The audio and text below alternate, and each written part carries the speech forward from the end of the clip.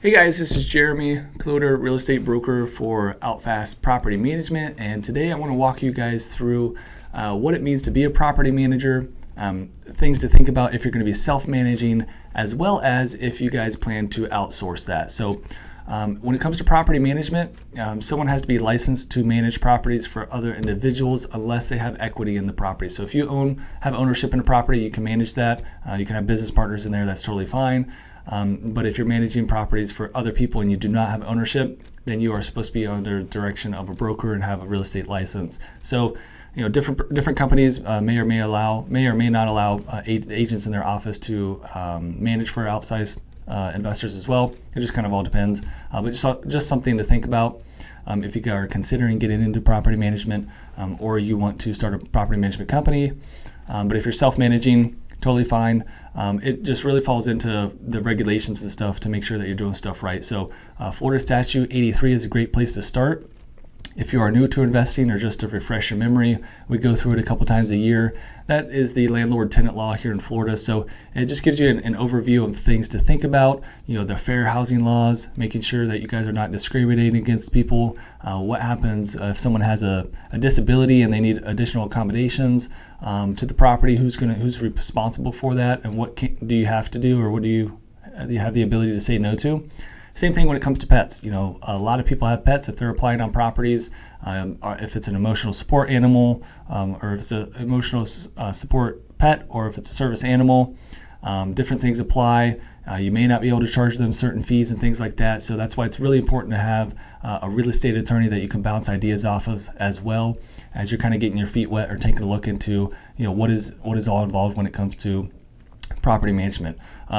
As a bonus for you guys, we are going to include some documents below the video here, some frequently asked questions and other things to think about when you are either thinking about self-managing or you are considering outsourcing property management to a firm. So if you are going to be outsourcing or you're looking to take down your own properties, you want to start with what kind of asset do you want to own, and to make sure that the property management company, if you are selecting one, manages those things. So what area are you going to be buying in? We only manage properties in a couple counties. So if you're going to be self-managing, it would probably be wise to try to buy something within 20 to 30 minutes of where you live to start. And then as you scale or as you grow, maybe entering other markets, you understand the property management relationship and how they're going to manage your properties.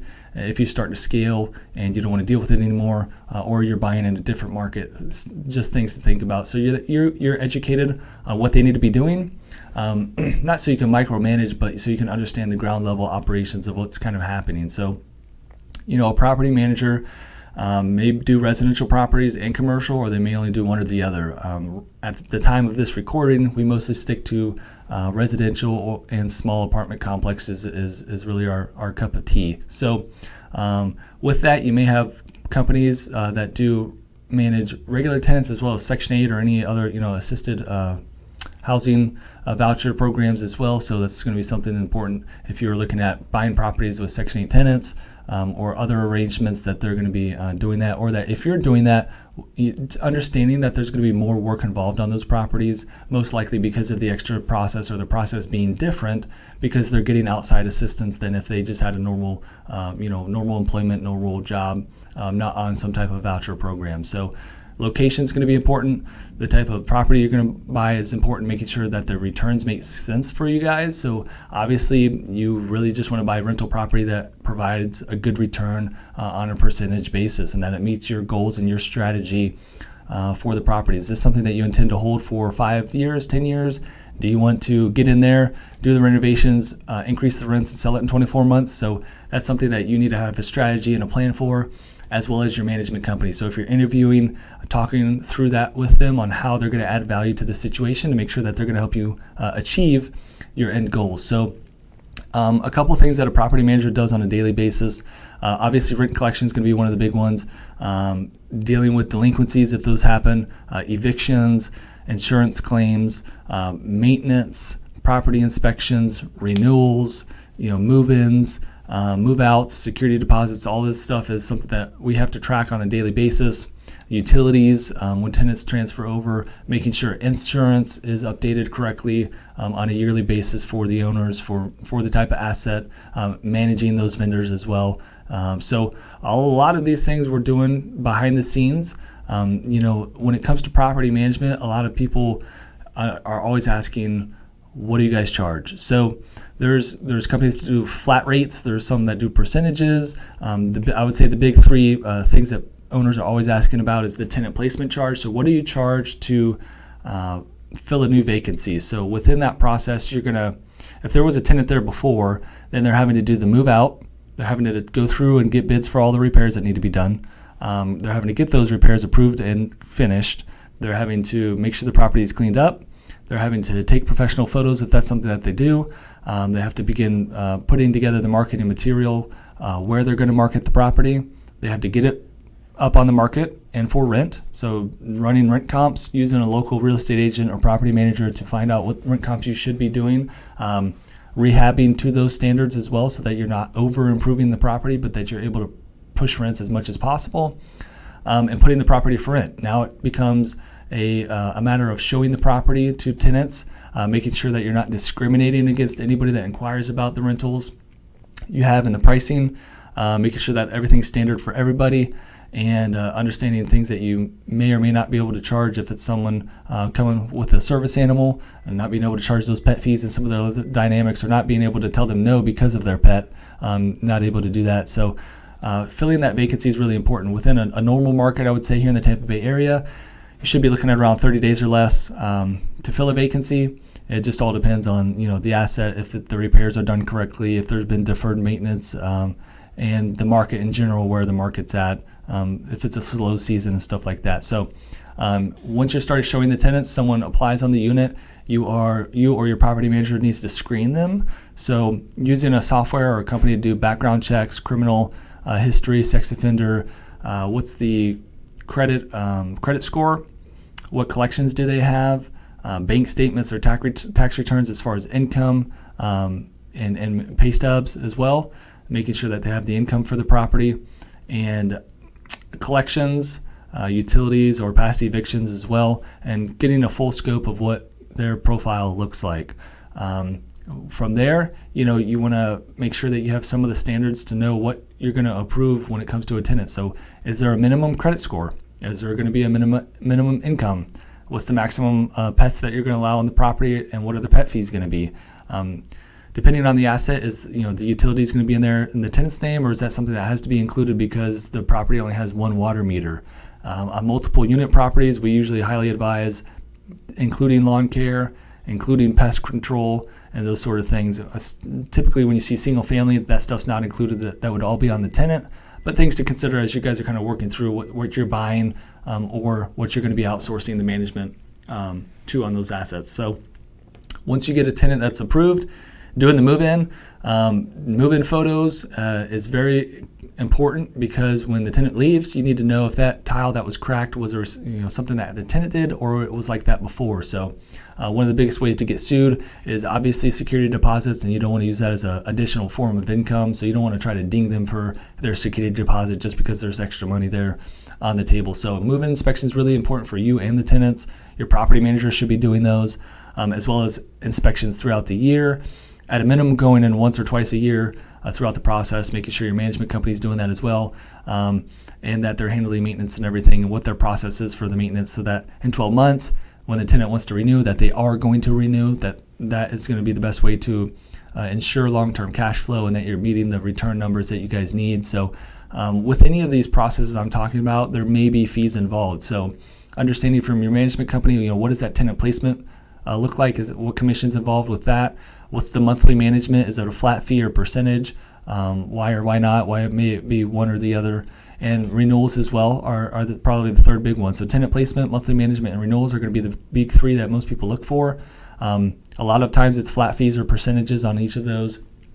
It just depends on that company's setup and what they offer for that. So look past the pricing, look for value, and understand really what they're doing, and understand that if they're seem really cheap or really a low price compared to everybody else, it's either they're probably doing an a la carte type model, but that they may not be able to service your asset as well as someone else because they're not making the money to pay for the personnel to do it. So some things to consider. If you are self-managing, these are all things that you should be charging the tenants for or being compensated for. So just, there's a lot more than just buying rental properties for the rental income. There's a lot of extra things that you have to do for that, and making sure that you guys are being compensated or understanding what the management company is going to charge for that as well. So same thing goes for evictions. What does that process look like for you if you're going to be handling it? What does it look like for the management company if they're going to be handling it? Unlawful detainers, similar type of thing. What is the process for that? What does that look like? As well as insurance claims. So if the property burns down or there's electrical fire or something, flooding on the property, how are you going to handle that? How is your management company going to handle that? If you are self-managing, what kind of vendors are you using? Where are you getting those references from? And same thing for the management company. Do they have in-house subcontractors or employees that are doing the maintenance, or are they outsourcing all of it? Just understanding the structure is really important. So when you are interviewing management companies, they should have a management agreement. That's going to be the agreement that outlines all of the fees or most of the fees, the time frames, how long the agreement's for, any cancellation fees that may go into effect if you decide to cancel management. So that's going to be a really important document to review.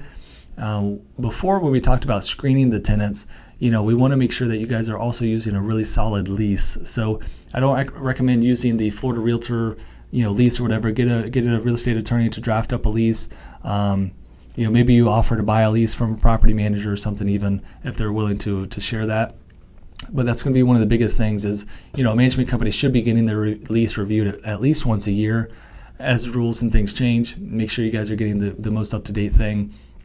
In addition to the lease, there's going to be certain addendums you might need, lead-based paint, or, we use a resident handbook, which attaches to the lease, but it gives just more rules and things to think about for the tenants, maybe points of contact for something that happens. So it's a way to not bog the lease down with so much information and have a separate document for it, but that it's basically incorporated into the lease. So that's always a good idea of something to think about as well.